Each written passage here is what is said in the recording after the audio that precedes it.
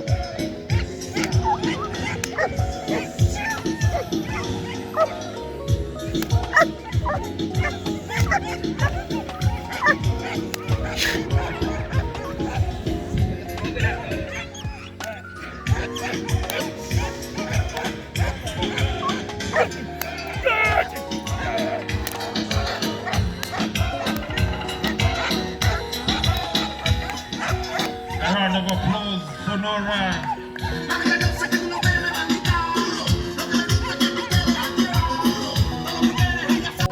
Next in line we have Tom, 6 months old, Belgian Malinois.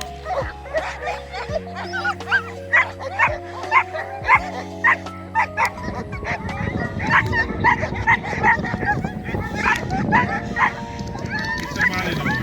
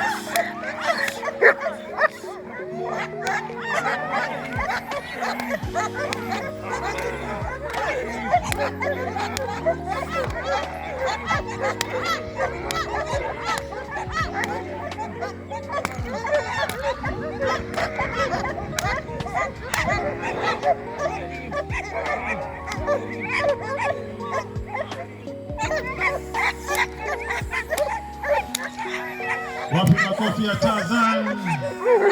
Ladies and gentlemen, that's a demonstration.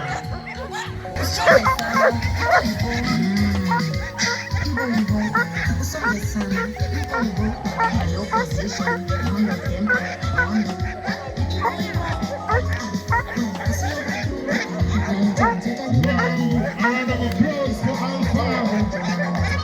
Yeah. 9 months old, Black Shepherd.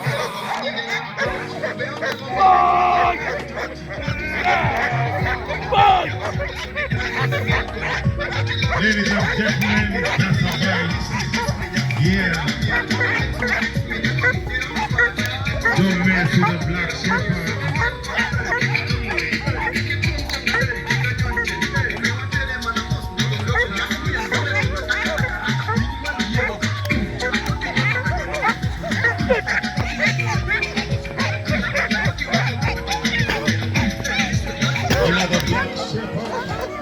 Let's welcome Midnight to the floor.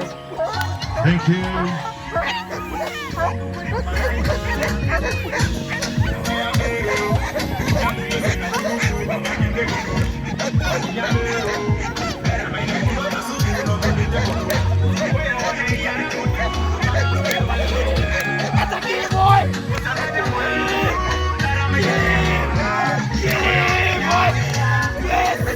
See what a Black Shepherd can do.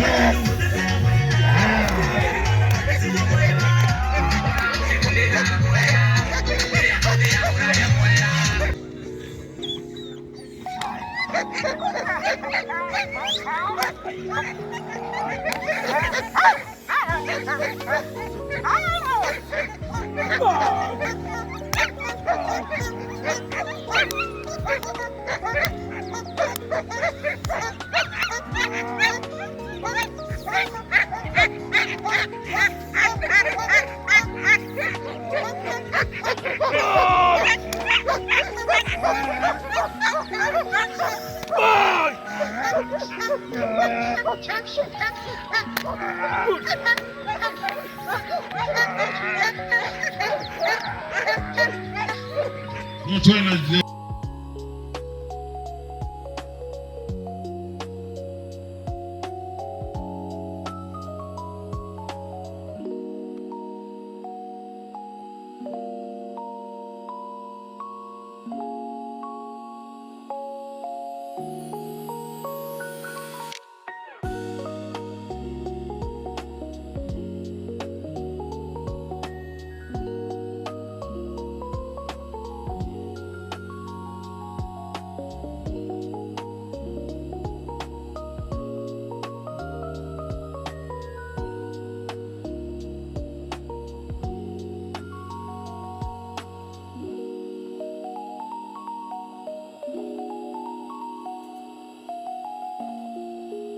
take aflatoxicosis, wiping out dogs, and it has not been a good thing. And this is an important forum to address this issue that comes from what we feed our dogs. And to that effect, I'm going to welcome Dr. Maina here to pay a brief scope on what you are going to expect and what you are going to...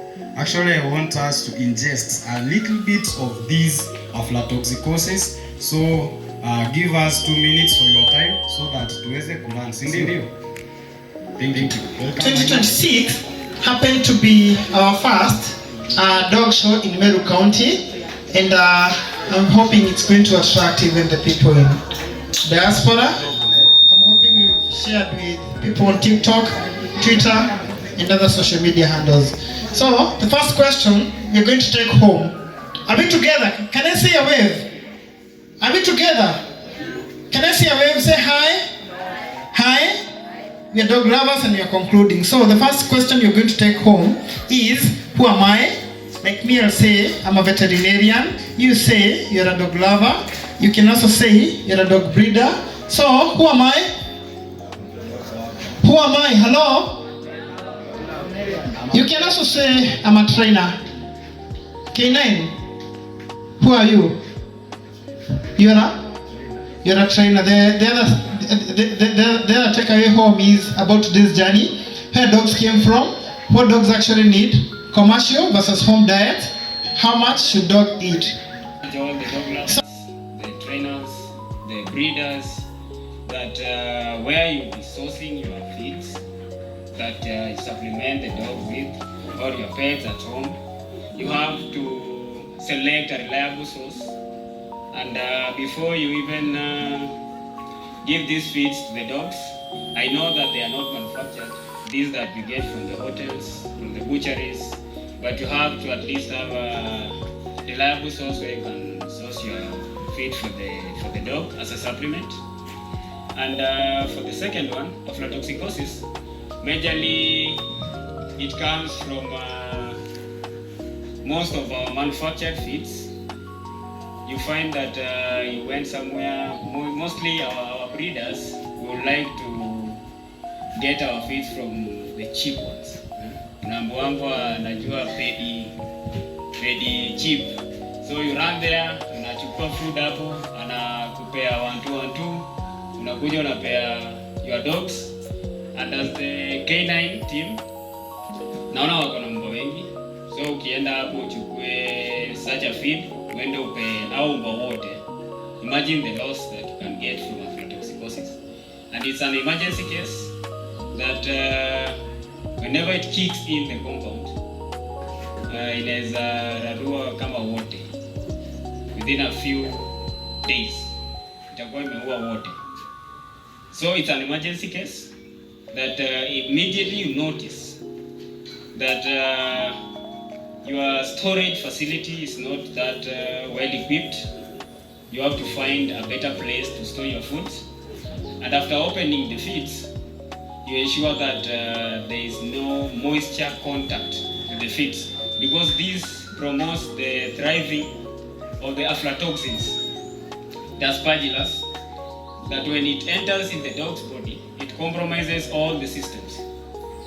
And as you all know that the liver is one of the major machines and the engines that manufactures most of the proteins and filters even the blood.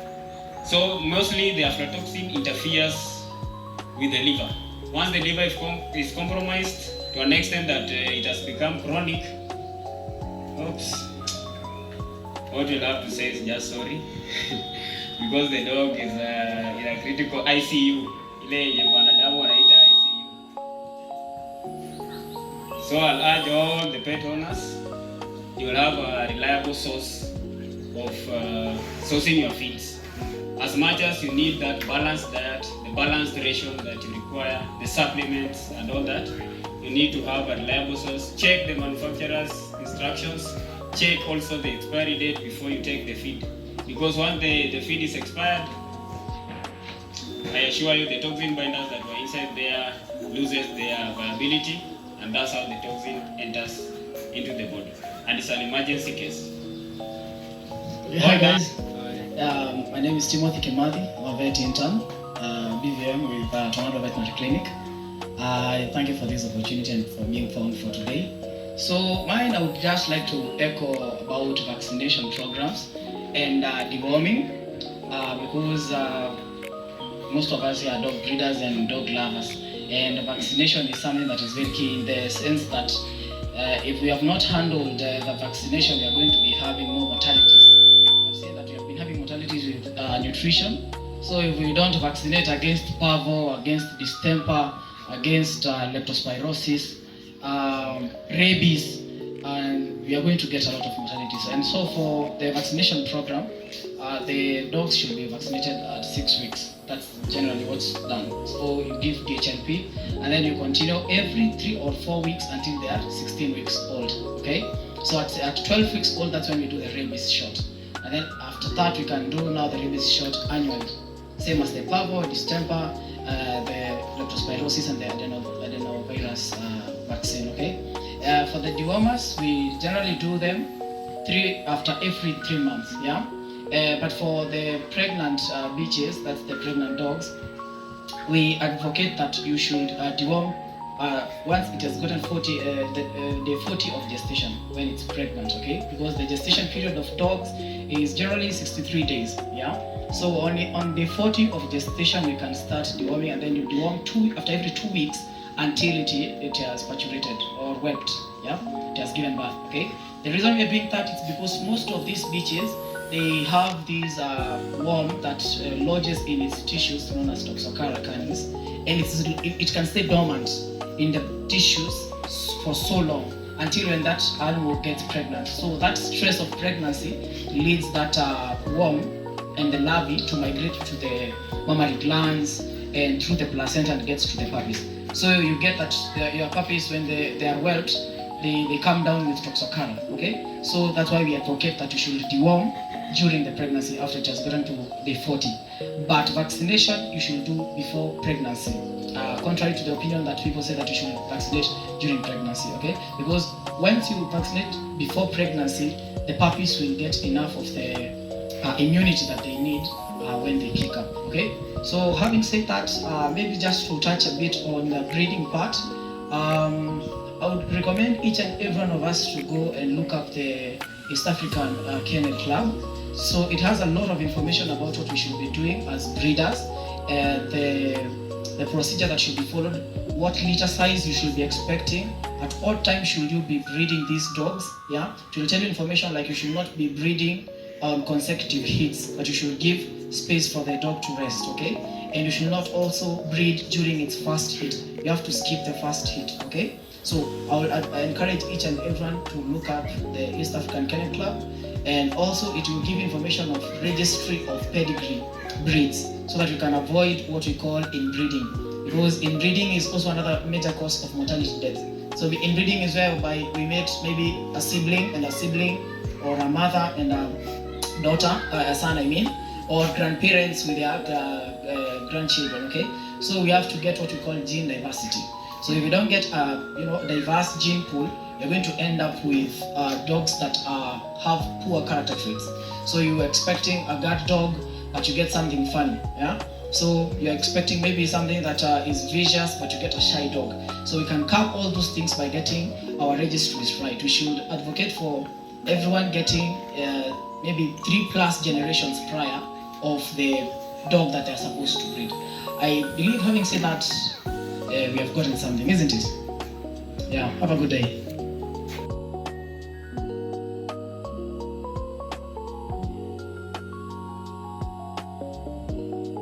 Round of applause for Roxy. Let's give a round of applause for Roxy. Still in the category of grooming, number 2 emerged to be Toby. Let's give a round of applause. And number one in the grooming category is Sasha. Let's give a round of applause. In the obedience category, number 3 emerged to be Shadow. Let's give a round of applause. Still in the category of obedience, number 2, the dog that emerged is Spark. Round of applause, please. And number 1 in the category of obedience is Pablo.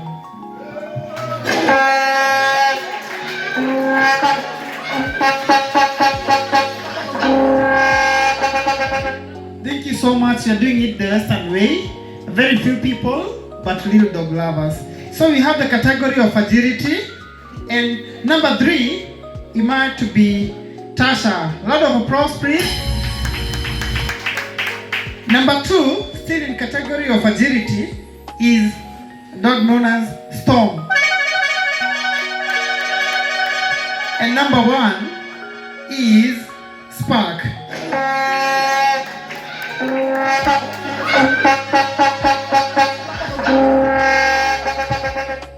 We have the category of tactical.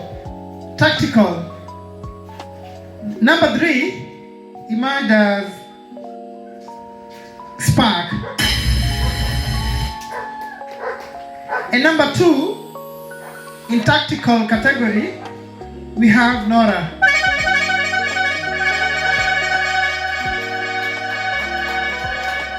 And number 1 in tactical, can you have your camera around? You take this phone. You can see me. Number 1 in tactical is Tarzan. Loud of applause to DJ, to Maya.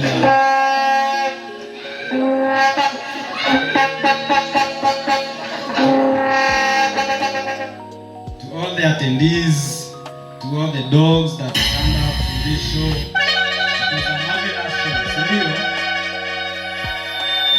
So I am very delighted and I enjoy this show kabisa, and I believe that however then subsequent actually events zitakuwa held up, will be in support of you guys, and I hope tutakuwa in support of one another. Hapa tuko hapa ku grow one another, and it's a good venture, si ndio? At least wacha tusheki wave ingie Meru kabisa, watu watambue Meru, si ndio? We have seen other dog shows elsewhere, and we have really outmatched ourselves actually, and we are going somewhere. So this juncture, wacha ni welcome our event organizer Manu to take us to the next level. Atatupea some highlights of the show, and we are going to appreciate him, si ndio? I believe DJ tuwekee tu kangoma mzuri hapo hivyo to appreciate Maina for this good idea na to make this event look this colorful, and we appreciate every bit of this event, si ndio? And guys, kindly spread this word isambae kabisa. However watu wapendi dogi watapenda, si ndio? And we appreciate you guys. Thank you very much. Welcome. Okay, thank you so much. Thank you so much, Tornado Veterinary Clinic. You have been of so much support to us. First of all, I want to thank each and every one of you who is here.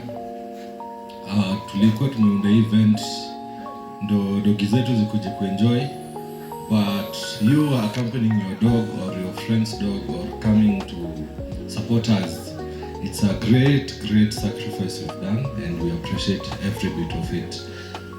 Also, I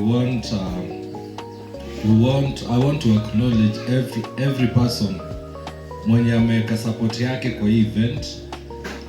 Sometimes vitu zilikuwa zina happen too abrupt, but you guys have come through.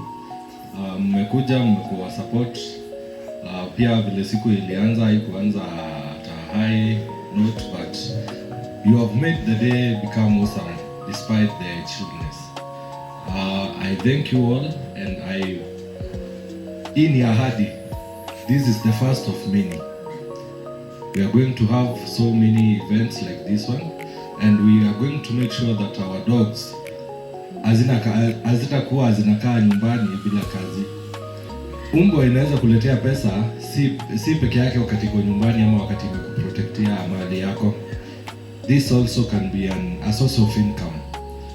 Tuseme tupatane hapa saa hii tumegrow hivi vile tumejua zile dogi ziko poa, October kuna another festival Nairobi.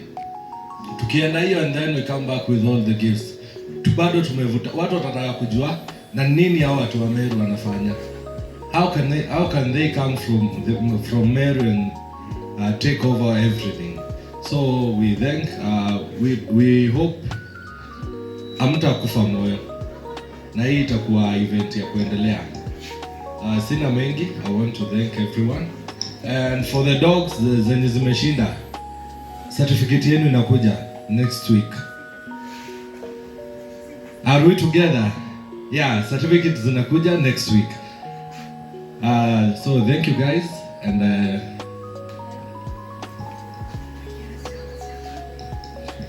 so make sure umepeana namba yako ndio tuweko kwa WhatsApp group because this event is, as you have said, it's the first of many.